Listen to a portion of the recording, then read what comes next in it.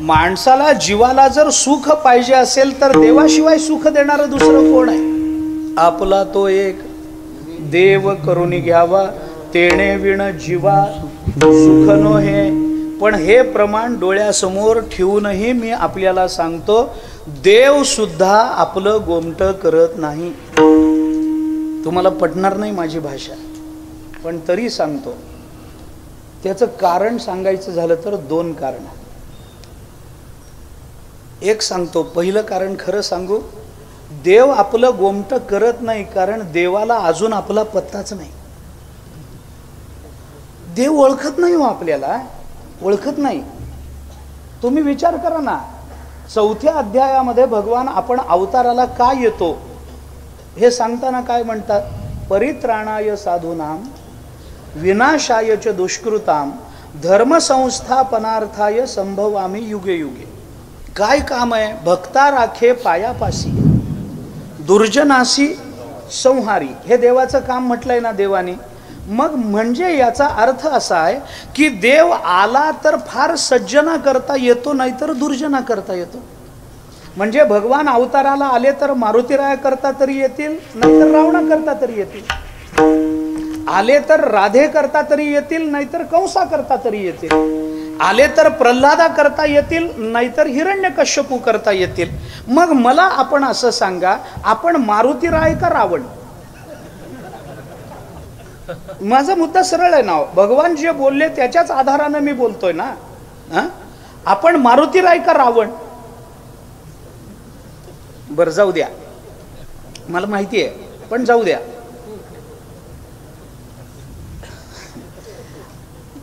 आपल्यापैकी सज्जन कोण? हात वर करा. जाऊ द्या, बाकीचं जाऊच द्या. आपल्यापैकी सज्जन कोण? हात वर करा. कीर्तनकारा सकट आहे ताकद कोणाची? नाही ना महाराज, नाही. कोणी हात वर करून सांगत नसतं. मी आणि सांगूही नाही. कारण काय असतं, जो खरा सज्जन असतो ना, तो कधी हात वर करून म्हणत नाही मी सज्जन आहे म्हणून. आणि जो हात वर करून मी सज्जन आहे याची जाहिरात करतो, याच्या एवढा दुर्जन या जगात दुसरा कोणी नसतो. लक्षात ठेव. सज्जन कोण आहे? हात वर करा म्हणलं तर कोणी करत नाही. जाऊ द्या की द्या सोडून. आपल्यापैकी दुर्जन कोण? हात वर करा. दुर्जन नाही ना, कोणी करत नसतं. कोण स्वतःला दुर्जन म्हणून घेईल? कोण दुर्जन? अरे तुम्ही दुर्जन असता तर कीर्तनाला आला असता काय? कीर्तनाला आला असता काय? अरे आम्ही आळंदी पंढरपूरची वारी करतो, गळ्यामध्ये तुळशीची माळ आहे, एकादशीचं व्रत करतो, आम्ही दुर्जन आहे काय? आम्ही दुर्जन आहे का? नाही ना. पण ज्या आळंदी पंढरपूरला जाऊन आम्ही स्वतःची सात्विकता सिद्ध करत असतो, त्या आळंदी पंढरपूरला जाताना वय झालेलं नसताना अर्ध्या तिकिटात जातो, हे कोणत्या सज्जनतेचं लक्षण आहे? हे तरी सांगा एकदा. एवढं तरी सांगा. निदान वारकऱ्यांनी तरी. खोटं कोणीच वागू नये हो, पण वारकऱ्यांनी. मला काही महाराज गाथा पाठ नाही. प्रवीण महाराज मला गाथा पाठ नाही. प्रकाश महाराज मला ज्ञानेश्वरी पाठ नाही. बरं गुरुजी पाठ नाही मला काही. पण तुम्हाला पाठ असली तर मला सांगावं की असा काही अभंग आहे का गाथ्यामध्ये की अर्ध्या तिकिटात पैसे वाचवून आल्याशिवाय पंढरपूरचा देव भेटत नाही, असा गाथ्यामध्ये अभंग आहे का? आणि ते अर्धे पैसे वाचवून काय सोन्याची कौलं घालायची आहेत घरावर? कशा करता खोटं वागावं माणसाने? मग आम्ही सज्जन का दुर्जन हा प्रश्न मला विचारायचा. तुम्ही कसलंच उत्तर देणार नाही का? मी आपल्याला त्याचं कारण सांगतो. अडचण काय झाली आहे, सज्जन म्हणून घ्यायचं धाडस नाही आणि दुर्जन म्हणून घ्यायची लाज वाटते. याच्यामध्ये आपण आहे. बरोबर आहे का?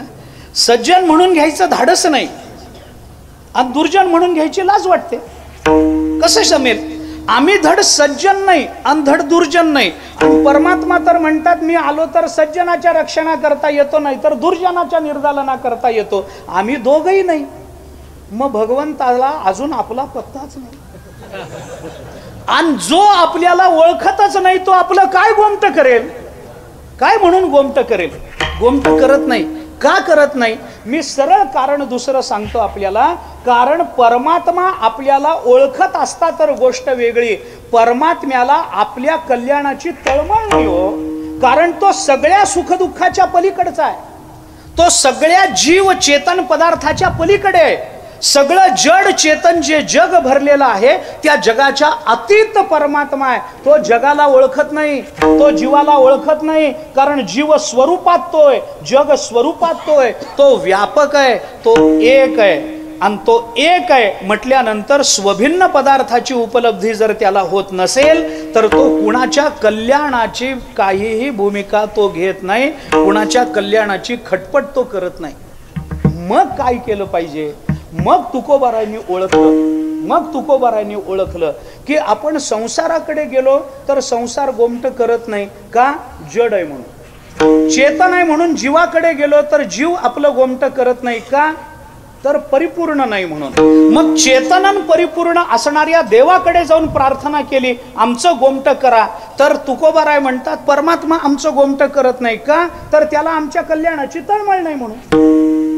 मग तुकोबारायांनी ओळखलं की आपलं गोमट मागायचं असेल तर असं स्थान शोधलं पाहिजे की जिथं चेतनताई आहे, जिथं परिपूर्णताई आहे आणि जिथं तुमच्या माझ्या कल्याणाची तळमळही साठवलेली आहे, अशा ठिकाणी जाऊन मागितलं पाहिजे. म्हणून तुकोबाराय देवासमोरून बाहेर पडले, संतांसमोर येऊन उभे राहिले आणि तुकोबारायांनी संतांना प्रार्थना केली. आता तुम्ही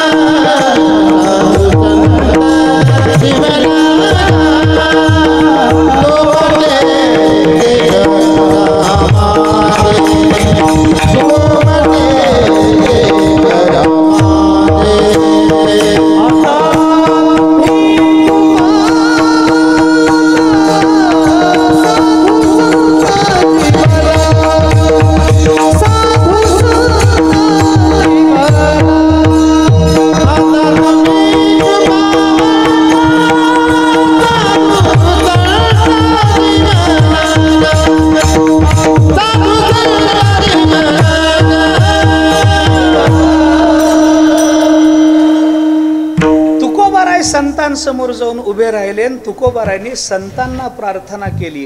आता माझा मुद्दा इथं होता. आता शब्द कधी वापरला जातो? शास्त्रांनी 3 अर्थांनी त्याचं काही चिंतन करू. तुकोबारायांनी दिलेला नवीन अर्थ आपल्याला लक्षात घेतला पाहिजे की जेव्हा आपल्या कल्याणाच्या सगळ्या आशा या मावळतात आणि एका ठिकाणाहून कुठेतरी आशेचा किरण दिसायला लागतो, तिथं आता शब्द वापरावा लागतो. विठ्ठला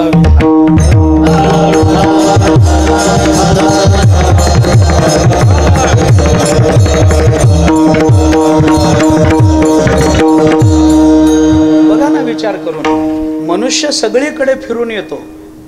बँकेत जातो, कर्ज मिळत नाही. पतसंस्थेत जातो, मिळत नाही. सासूरवाडीला जातो, तिथं तर दारातच उभं करत नाही. काय चुकलं काय? नाही ना? हां, मला सांगत चला चुकत असलं तर. हां, इकडं जातो, तिकडं जातो, पैसे मिळवण्याचा प्रयत्न करतो, सावकाराकडे जातो, वाढीव व्याजानं पैसे मागतो. कुठंच पैसे जेव्हा मिळत नाहीत तेव्हा सगळीकडे अपयश पदरात घेतो आणि अत्यंत जीवलग मित्राच्या घरी जाऊन त्याला सांगतो, बाबा सगळीकडे पैशाचा प्रयत्न केला, कुठेही मिळाले नाहीत, आता फक्त तुझी अपेक्षा आहे. तसं जगाकडे जा, जीवाकडे जा, देवाकडे जा, कुठंही आपलं गोमट होत नाही. आता तुम्ही कृपावंत. आता फक्त संतच असे की जे आमचं कल्याण करू शकतात, आमचं गोमट करू शकतात. देवाला जे गोमट करता येत नाही ते संत महात्मे करतात. कारण संत चेतन आहेत, संत परिपूर्ण आहेत आणि संतांच्या अंतःकरणात आमच्या हिताची तळमळ आहे. मी आपल्याला सरळ सांगतो, विचार करा. मगाशी आपण बोललो, भगवान म्हणतात परित्राणाय साधूनाम विनाशाय च दुष्कृता. भगवंताला सज्जन आणि दुर्जनाशिवाय माहीत नाही. पण मला सांगा, या जगामध्ये सज्जन आणि दुर्जन यांना सोडून तिसरा वर्गच नाही का? जगात सगळे सज्जनच आहेत, सगळे दुर्जनच आहेत का? मधला वर्गच नाही का? आहे ना. कुणाचा? आपला. आपला आहे ना. काही काही वेळेला सज्जन, काही काही वेळेला दुर्जन. वेळ प्रसंगानुसार, वेळ प्रसंगानुसार. आम्ही दुर्जन आहोत असं मला म्हणायचं नाहीच आहे, पण आपण सज्जन नाही आहोत असंही मला म्हणायचं नाही. ऐका ना, कसं वेळ मनुष्य. मी उदाहरण देतो आपल्याला. समजा आपण रस्त्याने चाललोय, मला आपण उत्तर द्या. समजा आपण रस्त्याने चाललोय, रस्त्यावर दोन मूर्त्या पडलेल्या दिसल्या. एक रामाची आहे, एक रावणाची आहे. कोणती उचला? रामाची उचला. मी पण रामाची उचलली असते. आता पुढे ऐका. आपण रस्त्याने चाललो, दोन मूर्त्या पडलेल्या दिसल्या. एक रामाची, एक रावणाची. रामाची मूर्ती दगडाची आहे, रावणाची मूर्ती सोन्याची आहे. कोणती उचलता? कुठे गेली सज्जनता मगाची? आम्ही रामाची मूर्ती उचलू. कुठे गेली सज्जनता? मला सांगा ना. अरे मनुष्य आपल्या स्वार्थानुसार आपली सज्जनता, आपली दुर्जनता, आपला सत्वगुण, आपला रजोगुण, आपला तमोगुण हा त्या परिस्थितीनुसार प्रबल होत राहतो. महाराज लक्षात घ्या. आपण आम्ही धड सज्जन नाही, धड दुर्जन नाही. आम्ही मध्ये अडकलो आणि मधल्याचा विचार देवाला करता आला नाही. म्हणून देव जेव्हा आपल्या निजधामाला परत निघून गेले, तेव्हा देवाने हा विचार केला की केलं काय आपण खाली जाऊन? भक्ता राखे पायापाशी, दुर्जनाशी संहारी. मग देवाच्या लक्षात आलं, अरे सज्जन आणि दुर्जन सोडून मधला एक वर्ग आहे, त्या वर्गाकरता आपण काही केलं नाही ना, काही केलं नाही ना. मग चला त्या वर्गाकरता परत काहीतरी करू. आणि भगवान निघाले आणि भगवंताच्या लक्षात आलं, पुन्हा जर देव म्हणून, भगवान म्हणून आपण जाऊन काही प्रयत्न करू तर पुन्हा भगवान म्हणल्यावर तेच गळ्यात पडेल, परित्राणाय साधूनाम विनाशायचे दुष्कृता. मग देवाने ठरवलं, देव म्हणून जाता येणार नाही. मधल्या वर्गाकरता काही काम करायचं असेल तर देवाने असं ठरवलं की असा अवतार धारण केला पाहिजे की आपलं देवत्व तर न सुटलं पाहिजे, पण दिसायला आपण सामान्य माणूस दिसलं पाहिजे. आपलं देवत्व तर नाही सुटलं पाहिजे, पण दिसायला माणूस दिसलं पाहिजे. आणि विचार करून देवाने जो अवतार घेतला त्याला म्हणतात संत. असायला देव आणि दिसायला माणूस. म्हणून संत म्हणून जेव्हा परमात्मा अवताराला आले, त्यावेळेला त्या संतांच्या रूपामध्ये त्या संतांनी ना सज्जनाचं नाव घेतलं ना दुर्जनाचं नाव घेतलं. अवतार तुम्हा,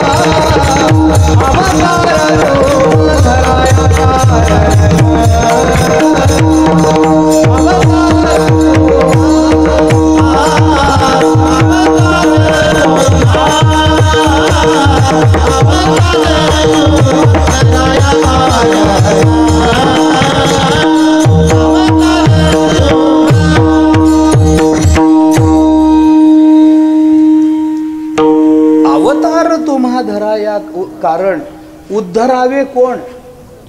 जन, जड, जीव. याच्यामध्ये सज्जनाचं नाव आलं का दुर्जनाचं? सांगा. सज्जनही नाही दुर्जनही, सज्जन आणि दुर्जन याच्या मध्ये अडकलेले हे तिघे जन जड जीव यांच्या उद्धाराची तळमळ अंतःकरणामध्ये बाळगून संत येत असतात. ऐका, संत तेवढ्या करता येतात.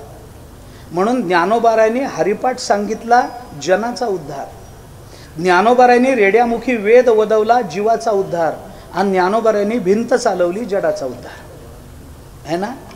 उद्धरावे जन जड जीव, आपल्या हिताची तळमळ आहे, परिपूर्णता आहे आणि चेतनता आहे. म्हणून तुकोबाराय संतांच्या समोर जाऊन उभे राहिले आणि संतांना प्रार्थना केली, आता तुम्ही कृपावंत साधू संत जीवलग, काय पाहिजे गोमटे ते करा माझे, भार ओझे तुम्हासी. तुकोबाराय संतांना प्रार्थना करतात, माझं गोमट करा. एक महत्वाचा विषय तेवढा सांगून आवरतो. गोमट करा, गोमट करा म्हणजे काय करा? गोमट करा म्हणजे काय? गोमट शब्दाचा अर्थ काय? कल्याण करा, आमच्या जीवनाची धन्यता करा, याला म्हणतात गोमट करा. कल्याणाची अपेक्षा सगळ्यांची आहे, याच्याबद्दल वाद नाही. पण अडचण ही आहे की कल्याणाची अपेक्षा जरी सगळ्यांची असली तरी कल्याणाच्या कल्पना मात्र सगळ्यांच्या वेगळ्या. कुणाला पैसा मिळण्यात कल्याण वाटतं, कुणाला संतती होण्यात कल्याण वाटतं, कुणाला सत्ता मिळण्यात कल्याण वाटतं, कुणाला आयुष्य मिळण्यात कल्याण वाटतं, कुणाला कपडा लत्ता मिळण्यात कल्याण वाटतं, कुणाला कीर्तनामध्ये पंख्याखालची जागा मिळण्यात कल्याण वाटतं. है ना? असं होतं की नाही? जिथे जिथे ज्या ज्या परिस्थितीमध्ये आम्हाला सुख मिळतं तिथं तिथं त्या त्या परिस्थितीत मनुष्य कल्याण मानत असतो. गोमट करा म्हणजे नेमकं काय करा? मला ज्याच्यामध्ये कल्याण वाटतं त्याला तुम्हाला वाटेलच असं नाही ना. तुम्हाला ज्याच्यामध्ये गोमट वाटतं मला वाटेलच याचा नियम आहे काय? नाही ना. प्रत्येकाची गोमटेपणाची कल्पना वेगळी आहे, प्रत्येकाला गोमटेपणाची अपेक्षा आहे, हे खरं आहे. पण गोमट म्हणजे काय असं विचारलं तर प्रत्येकाने सांगितलेले अर्थ वेगवेगळे आहेत. सगळे एक अर्थ कसा सांगतील की याच्यात आम्हाला गोमट वाटतं असं कोण म्हणेल? मग वयानुसार बदलतं, काळानुसार बदलतं, देशानुसार बदलतं, बुद्धीनुसार बदलतं, अवस्थेनुसार बदलतं. हे प्रत्येकाचं वेगवेगळं आहे. बाकीचं प्रत्येकाला वेगवेगळी गोमटेपणाची अपेक्षा आहे. मग गोमट करा, गोमट करा, गोमट करा म्हणजे नेमकं करा काय? काहीतरी एक अर्थ सांगा ना. बरं, तुकोबारायांनी या अभंगामध्ये गोमट करा एवढंच म्हणून प्रार्थना केली. गोमट म्हणजे काय याचा अर्थ तुकोबारायांनी अभंगामध्ये कुठं सांगितलं नाही. सगळा चारी चरणाचा अभंग आपण बघून घ्या. याला गोमट म्हणतात असं तुकोबारायांनी कुठं सूचित केलं का? नाही. नुसती प्रार्थना केली, गोमटे ते करा माझी. अरे पण गोमट म्हणजे काय सांगा, कसा अर्थ करायचा? थोडासा विचार सांगतो, उदाहरण सांगतो, वेळेच्या मर्यादेत संपवतो. गोमट म्हणजे काय जरी तुकोबारायांनी सांगितलं नसलं तरी सुद्धा बऱ्याच वेळेला शब्दाचे अर्थ करण्याचं एक शास्त्र आहे. बऱ्याच वेळेला सगळे शब्द आपल्याला अपेक्षित असणाऱ्या अर्थाने प्रकट होतातच असं नाही. आता याची उदाहरणं खूप सांगतो मी, आपल्याला खूप सांगतो. एखादा लहान मुलगा आहे, शाळेमध्ये पहिला आला, प्रगती पुस्तक घेऊन घरी आला, बक्षीस मिळालं ते घेऊन घरी आला. घरी आल्यावर आईला कौतुक वाटतं की नाही? अरे मुलगा पहिला आला, शाळेमध्ये वर्गामध्ये पहिला आला, चांगले गुण पडले. मग आई त्याला जवळ घेते, डोक्यावरून हात फिरवते, त्याला सांगते अरे बरं झालं बाबा पहिला आलास, तुला काही गोड देते, अमुक करते तमुक करते. त्याला जवळ घेते आणि त्याला जवळ घेऊन म्हणते किती शहाणा रे, अभ्यास केलास म्हणून पहिला आलास, बाळ माझं शहाणं आहे. शहाणा असा शब्द मुलाकरता ती बाई वापरते. शहाणा शब्दाचा अर्थ काय? हुशार. शहाणा असाच शब्दाचा अर्थ आहे, मान्य आहे. मग मुलगा म्हणतो आई बघ मी आलो ना पहिला, मी तुम्हाला म्हणाली होतीस की पहिला आल्यावर सायकल घेऊन देईन म्हणून, मग आता सायकल घेऊन दे. मग ती आई म्हणते अरे बाबा येऊ दे. मग सांगते त्यांना सायकल घेऊन देते. मग वडील येतात संध्याकाळी. मग आई सांगते पाहू आपला मुलगा शाळेत पहिला आला. मग बापालाही बरं वाटतं, तर हो का बरं बरं छान झालं छान झालं. बाप किलोभर पेढे आणतो, वाटतो. सगळं झाल्यावर आई म्हणते अहो आपण त्याला म्हटलं होतं ना वर्गात पहिला आला तर सायकल घेऊन देऊ म्हणून, आता त्याला सायकल घेऊन द्या बरं. मग बाप म्हणतो, अगं कशाला आत्तापासून त्याला सायकल, हे तुझ्या असल्या लाडानं पोरग बिघडतं, नंतर पुन्हा वाढत राहतं, काहीतरी कुठंतरी सायकलवरून पडल, काहीतरी लागल, हात मोडल, कशा करता या वयामध्ये थोडा मोठा होऊ दे ना, घेऊनच द्यायची सायकल आपल्याला, त्याला गाडी घेऊन द्यायची. काही काही पोरांना लग्न झाल्यावरही बापच घेऊन देत असतात, घेऊनच द्यायची त्याला सायकल. आतापासून कशाला, तुझ्या लाडानं पोरग शेफारतं, तुझ्या लाडानं बिघडतं, आतापासून कशाला त्याला सायकल घेऊन द्यायची, उगे काहीतरी काढते तू. मग ती आई पण चिडते आणि ती म्हणते, अप्पा आपण त्याला शब्द दिला पहिला आल्यावर सायकल घेऊन देऊ म्हणून. मग तो म्हणतो, अगं नको, कशाला पैसे खर्च, आता पैसेही नाहीत माझ्याकडे आणि पोरं बिघडतात असल्या लाडाने. मग ती बायको आपल्या नवऱ्याला म्हणते, माहिती आहे फार शहाणे आहेत, मी सांगते ना घेऊन द्या, घेऊन द्या. आता पोराला काय म्हणाली, शहाणा आहे, आणि नवऱ्याला काय म्हणाली, शहाणा आहे. दोन्ही शहाणा शब्दाचा अर्थ एकच असेल का? नाही का? कसला अनुभव असल्यासारखे बोलता, नाही म्हणता, मला आश्चर्यच वाटतं. म्हणजे मुलाला जेव्हा ती शहाणा म्हणते तेव्हा त्याचा अर्थ असतो हुशार, आणि नवऱ्याला जेव्हा शहाणे आहात म्हणते त्यावेळेला शहाणा शब्दाचा अर्थ असतो, बोला बोला, येऊ द्या, मनातलं येऊ द्या, येऊ द्या, येऊ द्या, त्या शहाणा शब्दाचा अर्थ असतो मूर्ख. बस एकच शब्द वापरला जातो, पण वाक्याच्या अनुषंगानं आणि भावनेच्या अनुषंगानं शब्दाचे अर्थ वेगळे ग्रहण करावे लागत असतात. तुकोबाराय गोमटा शब्द वापरतात, पण गोमट करा म्हणजे काय करा याची व्याख्या नाही ना. मग शब्दाचा अर्थ जेव्हा करावा लागतो तेव्हा तो कसा करावा याचं काही शास्त्र आहे. आता हे तत्वज्ञान सांगून रात्रीच्या वेळेला तुम्हाला झोप लावण्याची जबाबदारी मी घेतलेलीच नाही, पण शब्दाचा अर्थ करताना कसा करावा याचं जे शास्त्र आहे, जगद्गुरु शंकराचार्यांनी ब्रह्मसूत्र भाष्यामध्ये पहिल्याच अध्यायात आपल्याला चारीच्या चारी पादामध्ये या शब्दाच्या अर्थाची मीमांसा करून दिली. स्पष्टपणाने उल्लेख नसले तरी आचार्यांनी शब्दाचे अर्थ जसे केलेले आहेत त्याच्यावरून चिंतन करून हे अर्थ काढावे लागतात. मी धावतं सांगतो, धावतं सांगतो. आचार्यांनी आपल्याला असं शिकवलं की स्पष्ट ज्ञापक श्रुतीचा अर्थ करताना शब्द बघा, ऐका. अस्पष्ट ज्ञापक श्रुतीचा अर्थ करत असताना शब्द बघा आणि प्रकरण बघा, आणि संदिग्ध श्रुतीचा अर्थ करताना शब्द बघा, प्रकरण बघा आणि मागचे पुढचे संदर्भ बघा आणि मग शब्दाचा अर्थ करा. आता हे शास्त्रीय झालं. मी तुकोबारांच्या शब्दाच्या आधारानं आपल्याला प्रमाण देऊन बोलतो. ज्या वेळेला स्पष्ट अपेक्षा असते ना त्यावेळेला शब्दाचे अर्थ करत बसू नका, शब्दाचे वेगवेगळे अर्थ करू नका, शब्दाचा सरळ शब्द पहा आणि त्याचा अर्थ करा. उदाहरण सांगतो. तुकोबारांनी देवाजवळ मागणी केली, सगळ्यांना माहिती आहे, हेची दान देगा देवा, तुझा विसर न व्हावा. याच्यामध्ये तुकाराम महाराजांना काय मागायचंय याची चिकित्सा करू नका, तुझा विसर होऊ नये एवढंच मागायचंय, सरळ अर्थ आहे. काही वेळेला त्याच्यामध्ये अस्पष्टता असते, हे का ते कळत नाही, मग त्याच्याकरता मात्र नुसता शब्द बघून चालत नाही, त्याच्याकरता प्रकरण बघावं लागतं. मी तुकोबारायांचं प्रमाण देतो. नाटाचे अभंग बघा, प्रमाण म्हणत नाही, आता तुझं कळेल ते करी, तारीसी तरी तारी मारी, जवळी अथवा दुरी धरी, घाली संसारी अथवा नको, शरण आलो नेणतेपणे, भाव आणि भक्ती काहीच नेणे, मतिमंद सर्व ज्ञाने बहुदिन उणे रंकावणे. हे तुकोबाराय नाटाच्या अभंगामध्ये बोलतात. बरोबर आहे. तुझं कळेल ते करी, तारीसी तारी नाही तर मारी, तारणन मारणं नेमकं देवानी काय करावं कुणाला माहिती काय करावं. जवळ धरायचं तर जवळ धर, नाही तर दूर लोट, म्हणजे काय कुणाला माहिती काय करावं.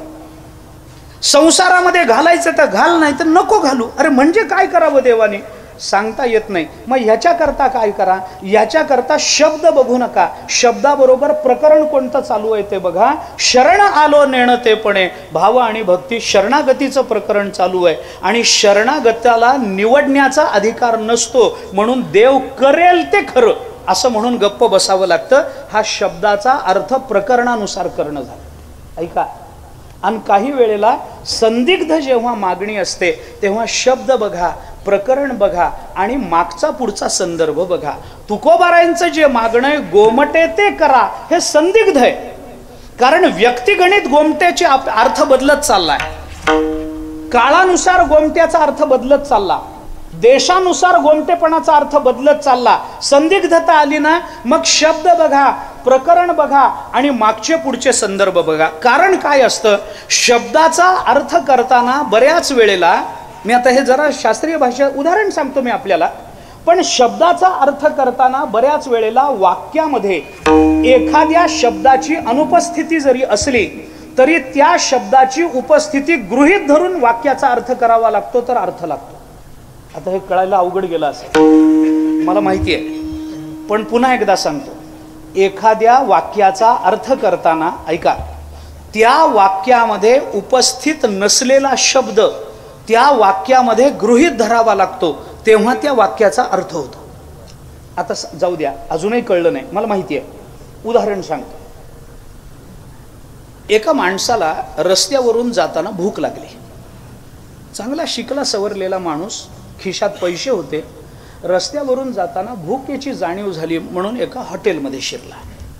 झालं, हॉटेलमध्ये गेला, तिथं त्या खुर्चीवर तिथं बसला, त्याला जे काही मागायचं होतं मागवायचं होतं ते सगळं मागवलं, खाल्लं. आता खाऊन झाल्यावर हॉटेलमध्ये काय करावं लागतं, काही नाही, पैसे द्यायचे, निघून जायचं. काय असतं त्याच्यामध्ये, खाणं झालं, पाणी पिणं झालं सगळं, आता पैसे द्यायचे, निघायचं. तर तो मनुष्य चांगला शिकला सवरलेला पैसे देण्याकरता उठला आणि उठता उठता त्यांनी काय केलं, ज्या ताटामध्ये तो जेवला होता त्या ताटातले 2 चमचे घेतले आणि खिशात ठेवले. चमचे खिशात ठेवले, चमचे. त्याचं दुर्दैव असं आडवं आलं की नेमकं हॉटेलच्या मालकाने ते बघितलं. काही काही लोकांना सवय असते त्याला, म्हणजे ते चोरी करतात असं नाही, ते चोरी करतात असं नाही, लोकांची सवय असते. काय असतं, ते जिथं जातात तिथलं स्मरण म्हणून काहीतरी घेऊन येतात. चोरी नाही, चोरी म्हणून आहे का, म्हणून आहे चोरी, म्हणून ते जिथं जातात तिथलं स्मरण म्हणून काहीतरी घेऊन येतात. महाराज, तुम्ही एवढा मोठा सुवर्ण महोत्सवाचा सप्ताह केला, आम्ही आलो होतो ना सप्त्याला, कसं काय, हा काय टाळ, स्मरण स्मरण स्मरण, चोरी नाही, स्मरण. याला चोरी म्हणायचं नाही, याला म्हणायचं स्मरण. एवढा मोठा सप्ताह केला, आम्हाला काही आठवण नको का त्याची, याला म्हणायचं स्मरण. एक गृहस्थ मला म्हणाले, महाराज आम्ही तुमच्या कीर्तनाला आलो होतो. मी म्हटलं कसं काय, तर म्हणाले, हे काय तुमची चप्पल माझ्या पायात, स्मरण स्मरण स्मरण. चोरी चोरी चोरी म्हणायचं, चोरी वेगळी, स्मरण वेगळं नाही का. त्यांनी 2 चमचे खिशात, सवय असते हो, ते 2 चमचे खिशात ठेवले आणि मालकाने नेमकं बघितलं. मालक त्याच्याजवळ आला आणि म्हणाला, अहो चांगल्या कपड्यातले आहात, शिकले सवरलेले दिसता आणि लाज वाटत नाही आमच्या हॉटेलमधले चमचे चोरता. तो म्हणला, चोरले नाही. मग तुमच्या डोळ्या देखत घेतले. चोरीची व्याख्या वेगळी आहे ना. आता मला माहिती नाही, इंडियन पिनल कोड IPC है ना, कोणी वकील असले तर सांगत चला, नाना सांगत चला. चोरीची व्याख्या आपल्या कायद्यात काय, मालकाच्या माघारी, मालकाच्या परवानगीशिवाय मालकाच्या मालकीची वस्तू परस्पर उचलून नेणे, याला चोरी म्हणतात. मी वकील नाही, पण कीर्तना करता बघावं लागतं सगळं. तर असं आहे. तो म्हणाला, मी चोरले नाहीत तुमचे चमचे, तुमच्या डोळ्या देखत खिशात ठेवले. तो म्हणाला, डोळ्या देखत ठेवले पण कशा करता, आम्हाला नित्य लागणारी वस्तू आहे ना, नित्य आमच्या नित्य लागणारी वस्तू आहे ती. सारखी 2 क्षेत्रामध्ये चमच्यांना फार महत्व. एक हॉटेल,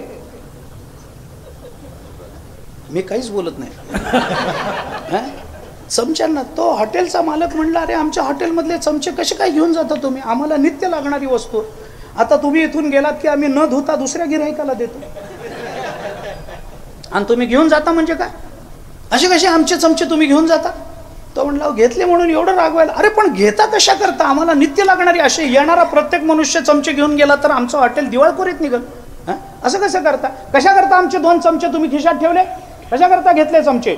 मालक रागावला आणि रागावल्यावर त्यांनी सांगितलं, पा माझ्यावर रागवू नका, रागवू नका, पण चमचे घेतले कशा करता. तो म्हणला, मला विचारायचं कारण नाही, डॉक्टरला विचार. तर डॉक्टरचा काय संबंध आहे, अरे तुम्ही आलात, जेवलात, आमचे जाताना पैसे देऊन जायच्या ऐवजी 2 चमचे घेतले निघालात, डॉक्टरचा काय संबंध. त्यांनी खिशातून बाटली काढली, त्या बाटलीवर डॉक्टरनी लिहिलं होतं जेवणानंतर 2 चमचे घेणे. जेवणानंतर 2 चमचे घेणे. काय घेणे? कुठं लिहिलंय? कुठं लिहिलंय? वाक्यामध्ये एखाद्या शब्दाची अनुपस्थिती असली तरी वाक्याचा काल परत्वे अर्थ लावत असताना, व्यक्ती परत्वे, देश परत्वे अर्थ लावत असताना अनुपस्थित असलेल्या शब्दाला जोपर्यंत तुम्ही गृहीत धरत नाही तोपर्यंत वाक्याचा अर्थ चांगला लागत नाही. विठ्ठला विठ्ठल.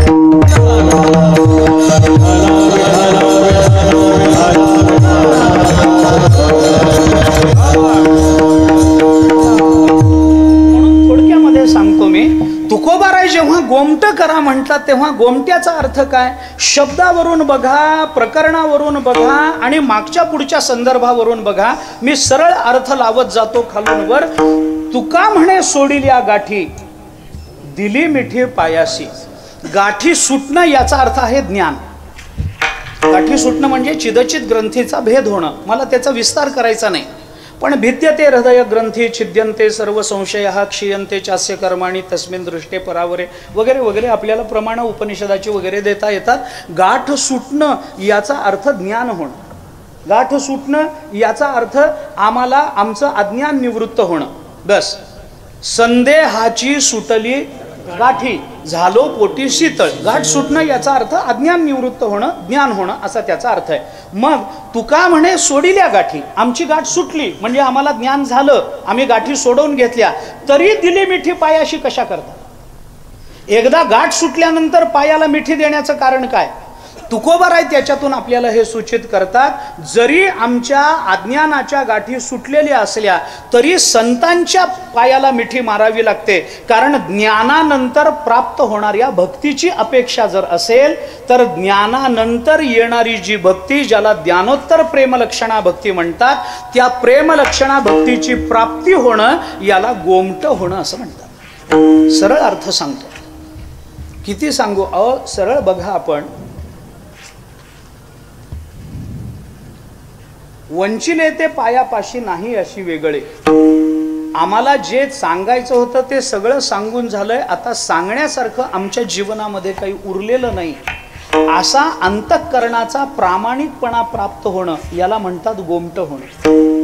तुकोबाराय म्हणतात की गोमट व्हायचंय, मग त्याच्याकरता गोमट शब्दाचा अर्थ जर लक्षात घ्यायचा असेल तर त्याच्याकरता ज्याच्याकडे गोमटेपणाची अपेक्षा केली त्याला दिलेली विशेषणं काय आहेत हे बघितली पाहिजे. कारण मी आपल्याला साधं सांगतो, एखादा मनुष्य मंदिरामध्येच गेला, दारामध्ये भिकारी बसलेले असतात. मग मंदिरामध्ये एखादा श्रीमंत मनुष्य आला की भिकाऱ्याला कशाची अपेक्षा असते? पैशाची अपेक्षा असते. मग एखादा श्रीमंत मनुष्य त्याच्या ताटलीमध्ये एक काहीतरी 100 रुपयाची नोट टाकली. टाकल्यानंतर कधी नव्हे ते 100 रुपये मिळाले म्हणलं की तो भिकारी त्या श्रीमंत माणसाला म्हणतो, ओ हो हो, आपण कर्णाचे अवतार आहात. किती रुपयात कर्ण मिळाला? 100 रुपयात. 100 रुपये त्यांनी दिले तर तो म्हणतो, ओ हो हो हो, आपण कर्णाचे अवतार आहात. पैसा असेल, श्रीमंत असेल, दान करणारा असेल तर कर्णाचा अवतार असं विशेषण. पण एखादा रोगी जर डॉक्टरकडे गेला, वैद्याकडे गेला आणि वैद्यांनी त्याला औषध दिलं आणि 15च मिनिटात त्याला बरं वाटलं तर तो रोगी वैद्याला म्हणत नाही, ओ हो हो, आपण कर्णाचे अवतार म्हणत नाही. तो म्हणतो, आपण तर धन्वंतरीचे अवतार आहे ना. आपल्याला लाभ कशाचा होतो याच्यावरून विशेषण जर ठरवलं जात असेल तर तुकाराम महाराजांना गोमट कशाला म्हणायचं आहे याचा अर्थ करताना तुकोबारायांनी ज्या संतांकडे गोमटेपणाची अपेक्षा केली त्या संतांना तुकोबारायांनी कोणती विशेषणं दिली? अभंगाच्या पहिल्या चरणामध्ये. आता तुम्ही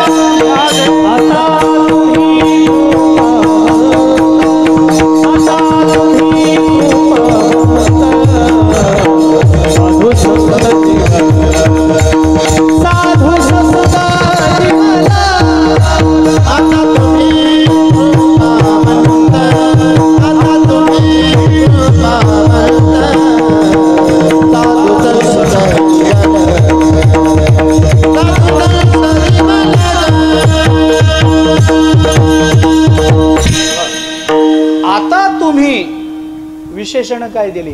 कृपावंत, साधू, संत, जीवलग, 4 विशेषणं दिली.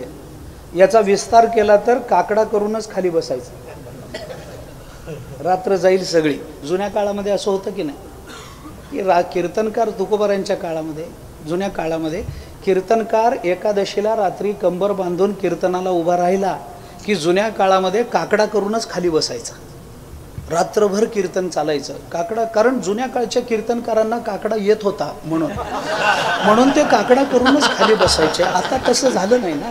तर हे जी विशेषणं दिली ती कशा करता दिली? कृपावंत, आता तुम्ही दयावंत, असं का नाही म्हटलं तुकोबारांनी? काय बिघडलं असतं? आता तुम्ही दयावंत, साधू, संत. दयावंत नाही म्हणलं, कृपावंत.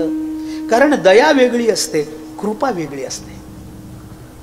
आता याचा काय विस्तार करू मी एका वाक्यामध्ये सांगतो.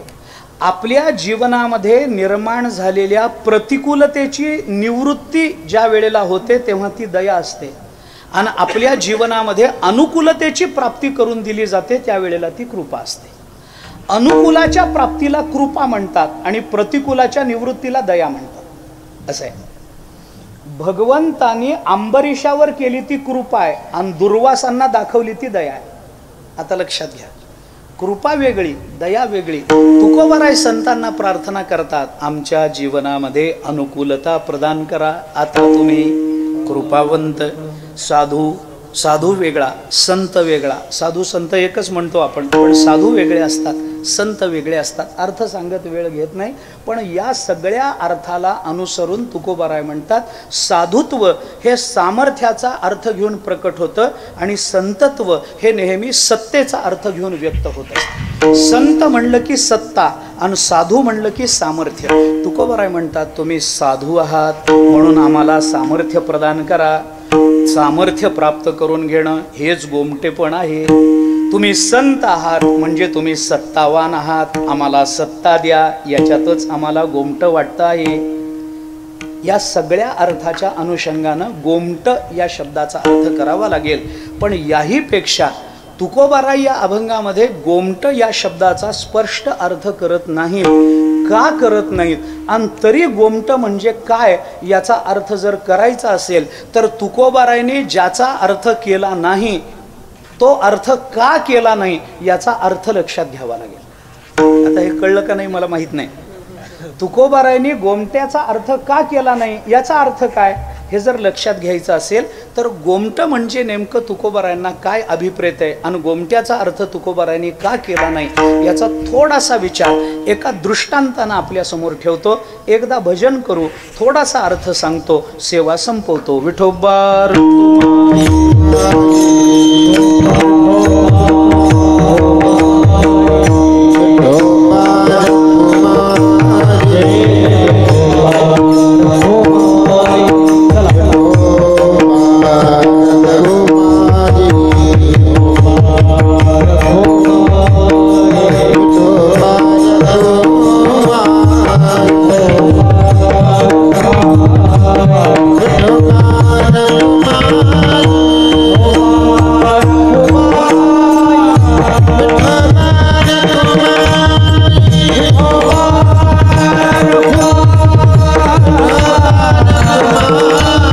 Hare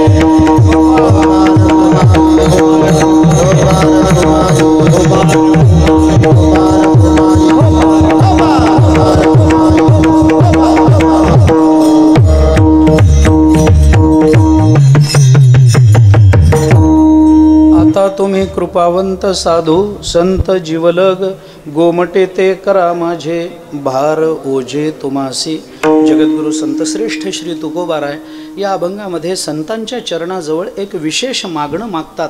त्या मागणीचा थोडासा विचार आपण करतो आहोत. हे मागणं मागताना तुकोबारायांनी संतांकडेच का मागितलं आणि त्याचा वाचक आता शब्द का वापरला याचा थोडासा विस्तार आपण केला.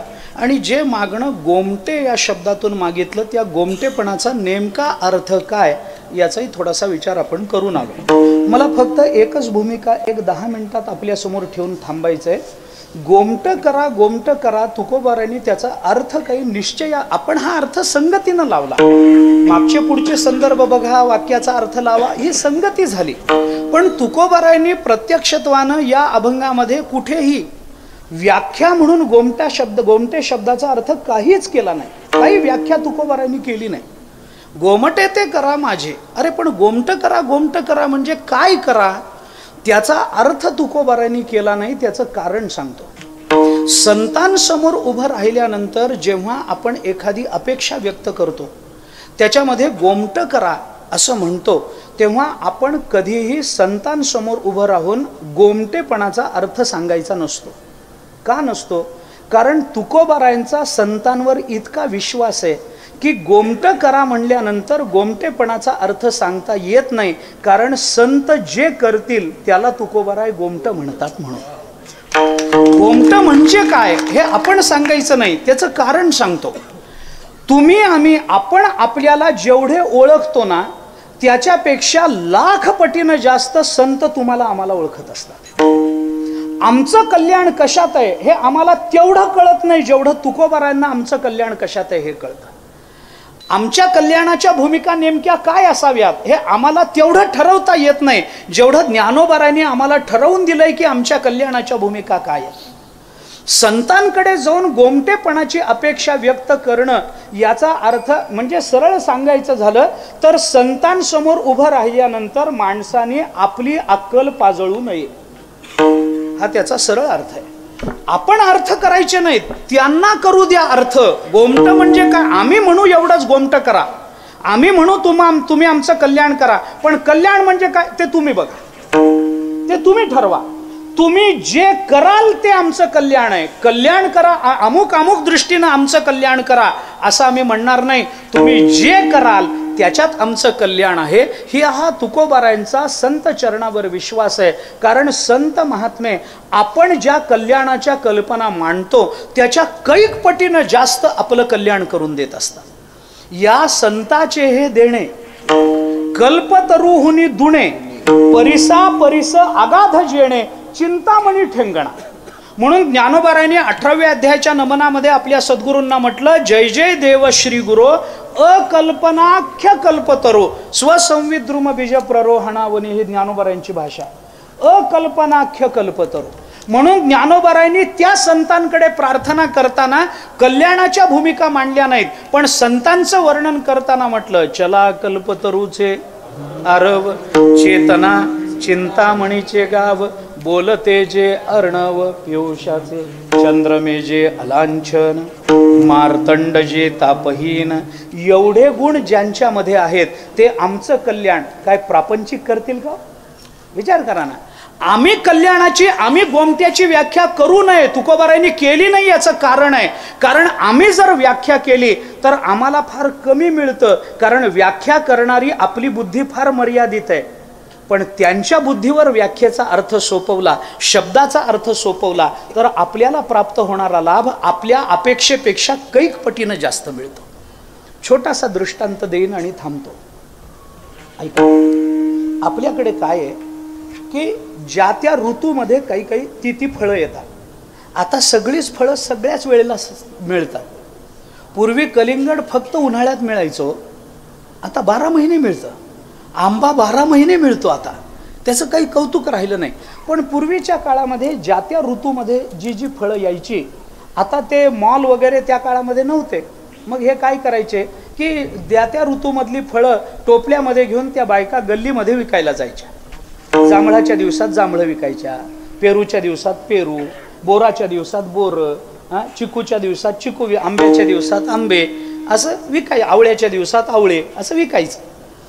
तर एक बाई बोराच्या दिवसामध्ये काही बोरं तिने आपल्या टोपलीमध्ये घेतली, चांगली जातीवंत बोरं तिला मिळाली म्हणून एका टोपलीमध्ये बोरं भरून घेतली आणि ते टोपलं घेऊन एका नेहमी जात होती त्या गल्लीमध्ये बोरं विकायला म्हणून गेली. एका घरामध्ये गेली, परिचय होता, ओळख होती, सारखेच त्या घरामध्ये जाणं येणं, फळं विकायला जाणं, परिचय झालेला, दूध विकणं, फळं विकणं, परिचय झालेला. त्या घरामध्ये गेली. गेल्यानंतर त्या घरातल्या बाईने तिला स्वागत करून, ये ग ये, फार दिवस झाले, बस बस, भर दुपारी आलीस, पाणी वगैरे प्यायली, सगळं झालं. काय आणलं आज? मग तिने सांगितलं, बघा ना तुमच्याकरता बोरं आणली. टोपल्यावरचं फडकं काढलं, बघा किती छान बोरं आहेत, चांगली आंबट गोड बोरं आहेत तुमच्याकरता म्हणून. बरं घेते, बस बस. मग त्या घरातल्या बाईने तिला पाणी दिलं, सगळं झालं. बोलणं, काय ग मुलीचं लग्न झालं का, जावई बरेत का, मुलगा नोकरीला लागला का, नवरा बरा आहे का, आता दारू पिणं सोडलं का, काय जे विचारायचं ते विचारलं तिने. सगळं विचारलं. विचारून झाल्यानंतर त्या दोघींच्या गप्पा चालू असताना त्या घरातलं एक लहान मूल 5-7 वर्षाचं खेळत तिथं आलं. आल्याबरोबर त्या बोरं विकणाऱ्या बाईने त्या मुलाकडे बघितलं आणि ती म्हणाली, अरे बाळू केवढा मोठा झाला, मी त्याला पाळण्यात बघितलं होतं लहान, किती दिवसांनी मी त्याला बघितलं, केवढा मोठा झाला, चालायला लागला, बोलायला लागला. मग ती घरातली बाई म्हणाली, बघ तू आलीच नाहीस मधल्या ते काही दिवसामध्ये, मध्ये आलं तर कळतं. मोठा झाला बाळू, मोठा झाला. त्या बोरं विकणाऱ्या बाईलाही आपुलकी वाटली, प्रेम वाटलं आणि तिने, ए बाळा हे बघ इकडे ये, तुझ्याकरता काय आणलं बघ म्हणून त्याला जवळ बोलवलं. त्या टोपल्यावरचं फडकं काढलं, ए बघ बोरं आणली, तुला आवडतात ना बोरं? पोरगं म्हणालं, हो ना मला आवडतात. मग ये हे बघ घे बोरं, तुला पाहिजे तेवढी बोरं घे. पोरगं हुशार पुढे जाईच ना. ती म्हणली, अरे ये. ती म्हणत, अरे ये बोरं घे, तुला पाहिजे तेवढी घे, तुझी आई तुला रागवणार नाही, मी काही बोराचे पैसे घेणार नाही तुझ्याकडून, तुझी आई रागवणार नाही, घे बोरं. मग ती आई सुद्धा, अरे बाळू घे ना बोरं, ती मावशी म्हणते ना बोरं घे म्हणून, घे की तुला पाहिजे तेवढी, मावशी रागवत नाही. पोरगं म्हणालं, नाही आई मला नको बोरं. अरे तुला आवडतात ना? आवडतात, पण मला नको. का नको? ती म्हणतो, मुलगा म्हणाला, हुशार, तो मुलगा म्हणाला, मी नाही टोपल्यात हात घालणार, तिला पाहिजे तर देऊ दे, नाहीतर राहू दे. आईला एवढं कौतुक वाटलं, काय पोरावर संस्कार आहेत, दुसऱ्याच्या टोपल्यामध्ये पोरगा हात घालत नाही. मग ती बाई म्हणाली, बरं ये मी देते तुला, ये. पोराला जवळ बोलवलं, मुठभर बोरं त्याच्या हातामध्ये कोंबली, झालं. बाई निघून गेली आणि गेल्यानंतर आईला कौतुक, पोराने दुसऱ्याच्या टोपल्यात हात घातला नाही. मग आईने पोराला जवळ घेतलं आणि सांगितलं, बाळू किती हुशार झालास रे, बोरं घे म्हणल्यानंतर, मावशीने घे म्हणल्यानंतर घेतली नाही बोरं, तिने दिली तेव्हा घेतली, दुसऱ्याच्या टोपल्यात हात घालू नये, बरं शहाणा आहेस तू, का नाही बोरं घेतली तू? पोरगं हुशार. पोरगं म्हणालं, आई मी जर माझ्या हाताने बोरं घेतली असती ना, माझ्या एवढ्या हातात 2च बोरं आली असती. माझ्या हातात 2च बोरं आली असती, पण तिने तिच्या हाताने बोरं दिली ना, मग माझ्या शर्टाचे खिशे भरले, चड्डीचे भरले आणि ओंजळी भरली. म्हणून आपल्या बुद्धीनं 2 बोरं घेऊ नये, तिला देऊ द्या. संतांना गोमट काय हे ठरवू द्या. आपल्या बुद्धीनं जर आम्ही गोमट म्हणजे काय हे ठरवलं तर 2च बोरं हातात येतात, लक्षात घ्या. त्यांना ठरवू द्या गोमट म्हणजे काय, मग त्यांनी ठरवावं. याच्याकरता तुकोबाराय गोमट म्हणजे काय याची कधीही आपल्याला व्याख्या करून देत नाहीत. कारण ज्ञानोबारायांनी ठरवावं आमचं गोमट कशात आहे, कारण त्यांनी जे गोमट केलेलं असतं ते आमच्या जन्मजन्मांतराच्या दुःखाचं निवारण करणारं असतं. म्हणून संतांसमोर उभं राहिल्यानंतर कधी गोमटेपणाची व्याख्या करू नये. फक्त संतांना एवढीच प्रार्थना करावी, गोमटे ते करा माझे भार ओझे तुम्हासे. तुकोबारायांनी अशा पद्धतीचं मागणं संतांच्या चरणाजवळ मागितलं. त्या मागणीचा आदर्श डोळ्यासमोर ठेवून आपणही संतांच्या चरणाजवळ फक्त एवढंच म्हणावं, आमचं गोमट करा. गोमट म्हणजे काय याच्या व्याख्या करत बसण्याच्या भानगडीत पडू नका. परिच्छिन्नता हाताला लागेल. व्यापकत्व प्राप्त व्हायचं असेल तर संत ते प्राप्त करून देत असतात. या नियमाप्रमाणे संतांकडे देवाकडे एवढीच प्रार्थना करावी, आमचं भलं करा, आमचं कल्याण करा, आम्हाला सद्बुद्धी द्या. एवढीच प्रार्थना त्यांच्या चरणी आपण करावी. आणि अशी प्रार्थना करता यावी याच्याकरता एकच उपाय आपल्या हातात आहे, ते म्हणजे नित्य नियमानं ज्ञानेश्वरीन गाथा वाचला पाहिजे. याच्याशिवाय ही बुद्धी होत नाही. नित्य नियमानं वाचला पाहिजे. म्हणून आपल्या सगळ्यांच्या चरणावर मस्तक ठेवतो, सगळ्यांच्या पायावर डोकं ठेवतो, हात जोडून विनंती करतो, थोडा वेळ ज्ञानेश्वरी करता देत जा, थोडा वेळ गाथ्या करता देत जा. मी म्हणत नाही की तासन तास वाचा, मी तर असं सांगतो की माणसाच्या जीवनाच्या धन्यतेकरता दिवसातली फक्त 15 मिनिटं द्या, 15 मिनिटं द्या. 5 मिनिटं ज्ञानेश्वरी, 5 मिनिटं गाथा आणि 5 मिनिटं घरामध्ये सगळ्यांनी बसून केलेलं रामकृष्ण हरीचं भजन. याच्या पलीकडे माणसाच्या जीवनाच्या धन्यतेला काही लागत नाही, काही लागत नाही. 5 मिनिटं वाचा, 5च ओव्या वाचा, 2च अभंग तुकोबारायांचे वाचा. मी आपल्याला खात्रीनं सांगतो, आपल्या जीवनाच्या धन्यतेचा याच्यापेक्षा वेगळा मार्ग पृथ्वीच्या पाठीवर उपलब्ध नाही, हे लक्षात घ्या. आपल्या जीवनाचं कल्याण होईल, आपल्या जीवनाची धन्यता होईल तर ती तुकोबारायांच्या शब्दानंच होईल, ती ज्ञानोबारायांच्या अक्षरानंच होईल, ती चोखोबारायांच्या गोरोबा काकांच्या कृपेनंच होईल. दुसरा कोणताही मार्ग या पृथ्वीच्या पाठीवर सध्या काळामध्ये उपलब्ध नाही, याच्यावर विश्वास ठेवा. मी बॉन्ड पेपरवर लिहून द्यायला तयार आहे तुम्हाला, बॉन्ड पेपरवर. आपलं कल्याण होईल तर ज्ञानेश्वरी गाथ्या, नाही झालं तर मला फाशी द्या, मी लिहून देतो तुम्हाला, लिहून देतो.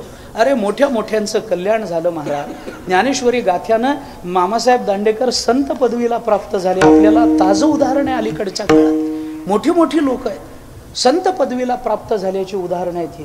फक्त ज्ञानेश्वरी गाथा एवढं आपल्या जीवनामध्ये नित्य वाचा, थोडा वेळ वाचा, थोडा वेळ द्या, जास्त म्हणतच नाही. तुम्ही कामामध्ये असता, कामं आहेत पुष्कळ, सकाळी नाही जमलं दुपारी वाचा, दुपारी नाही जमलं संध्याकाळी वाचा, संध्याकाळी नाही जमलं रात्री वाचा, जेवण झाल्यावर वाचा, अंथरुणावर बसून वाचा, आडवं पडून वाचा, पाय वर करून वाचा, हात वर करून वाचा. तुमच्या पाया पडतो महाराज, ज्ञानेश्वरी वाचा, हो गाथा वाचा. दुसरं काही कारण नाही बरं आपल्या धन्यतेचं. पाया पडून सांगतोय मी तुम्हाला, पाया पडून सांगतो. ज्ञानोबाराय तुकोबाराय जर महाराष्ट्रात आले नसते, झाले नसते ना, माणूस म्हणून घ्यायची लायकी राहिली नसती आपली. कुठं जनावर म्हणून जन्माला आलो असतो आपलं आपल्याला कळणार. त्यांचं वाङ्मय हे आपल्या कल्याणाकरता आहे, हे लक्षात घ्या. म्हणून सगळ्यांच्या चरणावर पुन्हा पुन्हा डोकं ठेवून विनंती करतो, ज्ञानेश्वरी वाचा, गाथा वाचा, थोडा वेळ वाचा, जेवढा वेळ जमेल तेवढं वाचा. अहो महाराष्ट्रात जन्माला यायचं आणि तुकोबारायांचे अभंग वाचायचे नाहीत, याच्यापेक्षा जन्माला आलासच कशाला तू? कशाला जन्माला आला तू? महाराष्ट्रात नाही, त्यांनी जगातच जन्माला यायला नको होतं जर त्याला ज्ञानेश्वरी नको आणि गाथा नको तर. असं करू नका. लवकरात लवकर ज्ञानेश्वरीकडे गाथ्याकडे प्रवृत्त व्हा अशी सगळ्यांना प्रार्थना करतो. या महोत्सवामध्ये, या सुवर्ण महोत्सवाच्यासाठी आपण घेतलेल्या कष्टाला पुन्हा एकदा वंदन करतो. मोठ्या संख्येने आपण उपस्थित राहिलात. आदरणीय प्रकाश महाराज कातकडे फार दिवसापासून माझ्या मागे होते. आता खरं म्हणजे त्यांना नाही म्हणणं आम्हाला जीवावरच येतं, पण काय करावं, इतका गुणी माणूस आहे, इतका गुणी आमचा साधक आहे ना वारकरी संप्रदायाचा. पण त्याने खूप आग्रहाने मला बोलवलं. पण मी आज तुम्हाला धन्यवाद देतो, आज धन्यवाद देतो, कारण तुम्ही आमंत्रण दिल्यामुळे या सगळ्यांच्या दर्शनाचा लाभ मला झाला. हे माझ्या जीवनामध्ये मला एक धन्यतेची गोष्ट वाटते. बाकी सगळी मंडळी आहेत, वादक तर काय बोलावेत, गायक तर काय बोलावेत, हे आपल्या सगळ्यांच्या संबंधानं बोलण्याला दुबळा आहे. झालेली ही सेवा संतांच्या, सद्गुरूच्या, परमात्म्याच्या, सगळ्या टाळकरी, वादक, विणेकरी सगळ्यांच्या चरणी आणि तुम्हा सर्व श्रोत्यांच्या चरणी समर्पित करतो. वाणीला विराम देतो. ज्ञानेश्वर